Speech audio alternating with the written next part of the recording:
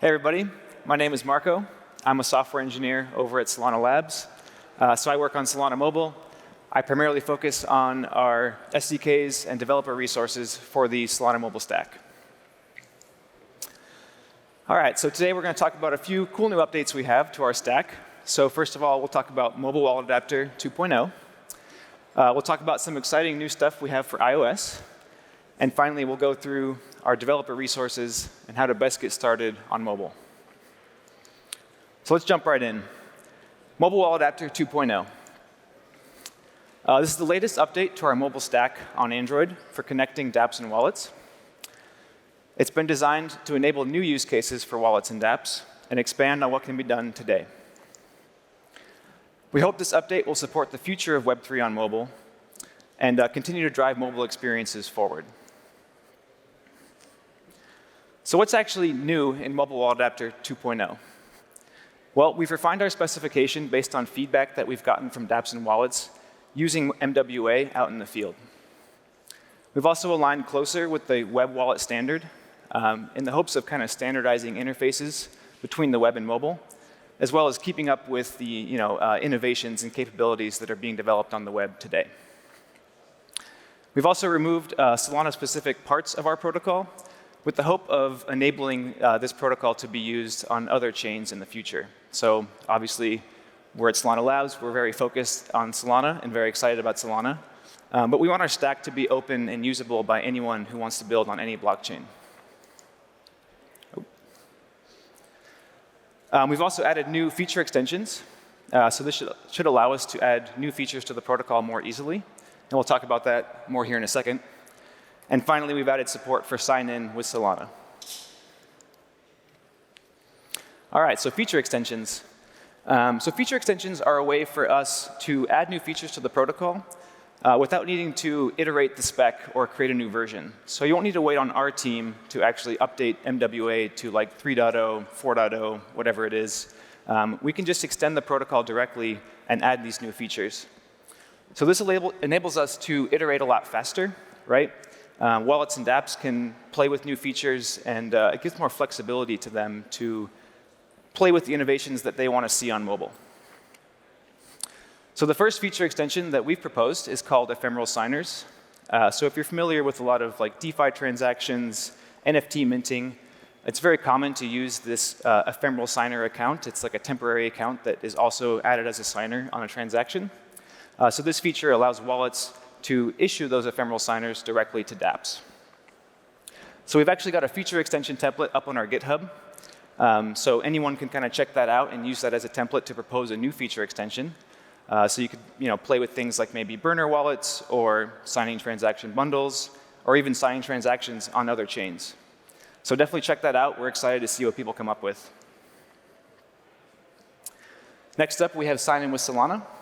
So sign-in with Solana gives a better user experience for what is a common flow today in Web3, where you're connecting to a dApp and then typically signing a message in order to prove ownership of your wallet. So sign-in with Solana combines these two operations into a single flow for users.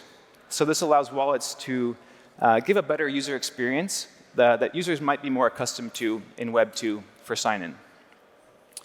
So this combines our existing authorize request with a sign message into a single operation that wallets can handle. Of course, this is an optional feature that gets exposed through our new feature extension API. So if wallets choose not to implement this, we can always fall back on kind of the old way of doing things with a generic sign message. So all of these features are available today. Mobile Wallet Adapter 2.0 is available now on our GitHub.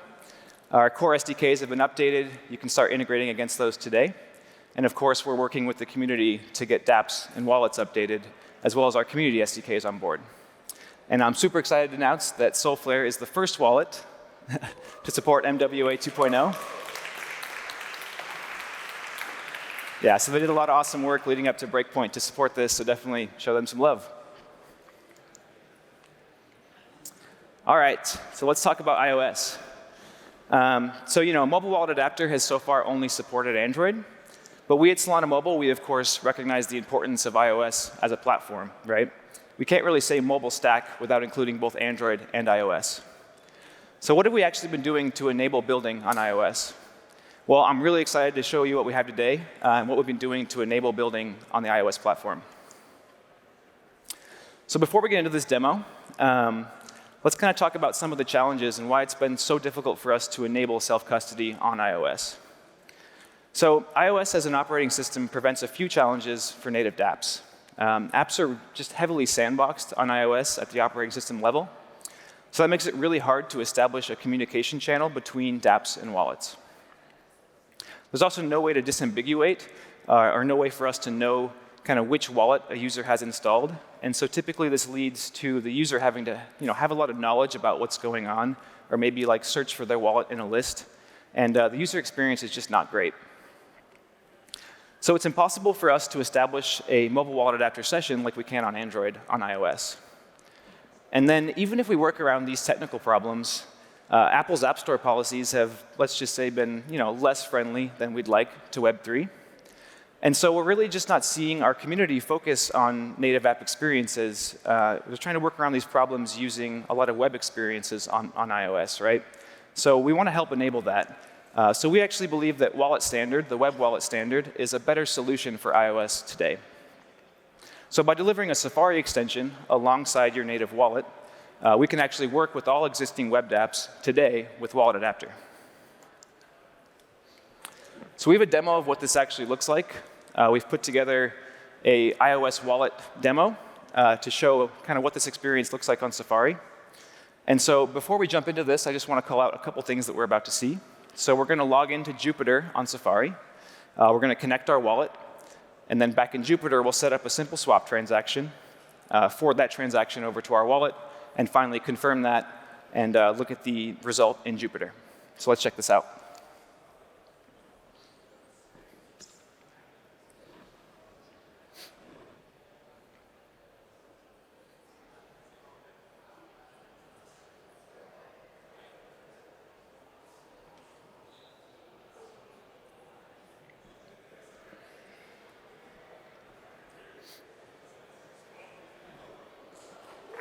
All right.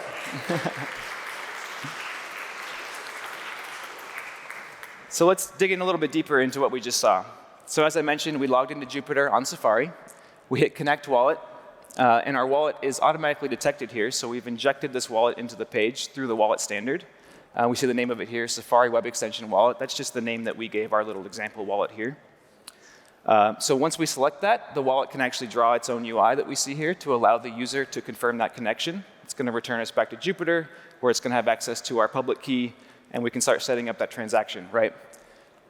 Once we've sent that transaction request over to the wallet, it can again draw its own UI here. So to allow the user to understand what they're signing, view that transaction, and either confirm or deny that. So this all happens directly within Safari. So the important thing that I really want to note here is that this wallet here is not a web wallet. This is a native iOS wallet, and it's using a Safari extension to allow users to sign transactions on the web fully within Safari. So under the hood, this extension is actually communicating with native iOS APIs. So it's able to access the same user data and private keys that we have access in our full wallet app.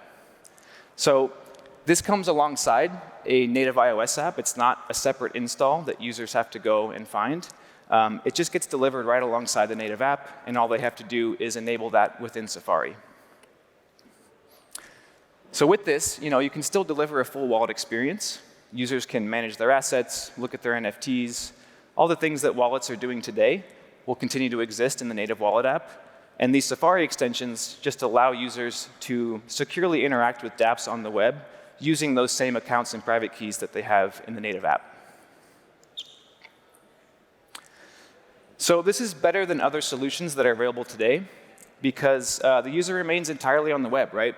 They don't have to switch over to another application. They don't have to carry their web session over to like an in-wallet browser. And the wallet gets detected automatically, right? Since it's injected into the page and Wallet Adapter can detect that, they don't need to search for their wallet in a list or anything like that. And most importantly, this solution works today with all dApps right out of the box. So dApps don't need to add anything. They don't need to change any code or add a new package. This just works immediately with Wallet Adapter. So we'd really like to see wallets adopt this solution on iOS, and that's why we've created this example wallet. So the demo that we just saw, that is like a fully open source example. You can download it, you can play with it, you can build it yourself, use it as a reference in order to build this into your own wallet. So if you're a wallet that already has an existing Chrome extension, Apple actually provides a really cool tool called the Safari Web Extension Converter. And this tool allows you to convert any existing Chrome extension over to Safari. Now, obviously, this is not like a one-click solution, right? You're going to still want to cater that UI and cater that experience to the mobile screen. But this is a really great place to get started if you already have a Chrome extension. That'll get you building, and then you can start just working on the user experience. So with these Safari extensions, we can enable self-custody on iOS with all existing web apps today. All right, so on top of this really cool example that we have, the reference wallet for iOS, we've got a bunch of existing resources to help guide you on your mobile journey. So the Solana mobile stack is more than just mobile wallet adapter. It's more than just Android, right? We've got tools for multiple platforms and different mobile frameworks to help meet you where you are most comfortable. We've got everything from setting up your development environment and just getting started to testing your final mobile creation.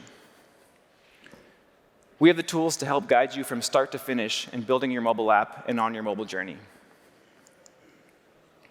So the best place to get started is going to be our documentation site, docs.solanamobile.com. So this is like the central hub for all mobile developers. We've got a QR code if you want to check that out. So on our doc site here, we've got setup and integration guides for different platforms like Android and React Native, so how to actually set up your dev environment and get started. And then we have a bunch of really cool example apps for both Android and React Native. So we've got some simple things like kind of hello world type apps, how to set up a transaction, how to sign a message, things like that, as well as some more kind of full-featured examples, like we have an example game that actually interacts with an on-chain program to store game state. We have NFT minting app, interacting with an Anchor program, stuff like that, right? And if you're familiar with the NFT minting app that we launched on Saga called Minty Fresh, we have a fully open source version of that available on our GitHub. So that's like a really cool example of just a full native Android app, so that interacts with native Android APIs. It sets up a complex minting transaction. It uploads assets onto decentralized storage, and finally uses MWA to sign those transactions. So that's a really good example of kind of how to build a complete app on Solana. So in addition to these example apps, we also have some really cool testing apps available to help dApps and wallets test their MWA integration. So dApps can test against our reference wallet, and wallets can test against our reference dApp. And so this gives you a way to test your MWA integration in like a fully debuggable environment where you can add log statements, set breakpoints, to really dig in and work out any hiccups that you might have in your MWA integration. And finally, on our doc site, we have some links to some really awesome community SDKs that our ecosystem has built for mobile. So on top of our Android and React Native resources that we've built, the Espresso Cache team has built a really awesome Flutter SDK for mobile wallet adapter. So if you're a Flutter developer and you want to interact with wallets on Android, that's going to be a great tool for you. For all the game developers out there, got a couple really cool plugins for different game engines to help you do things with Solana. So Magic Block has made the Solana.Unity SDK. So that's kind of a full-featured Solana SDK for the Unity game engine. It's got stuff like mobile wallet adapter, interacting with RPCs and building transactions. So that's a great resource for you there. If you use Unreal Engine and you want to interact with native wallets on Android, the K-World team has built a MWA plugin for Unreal. So that's another great resource. And finally, we have Solana KMP.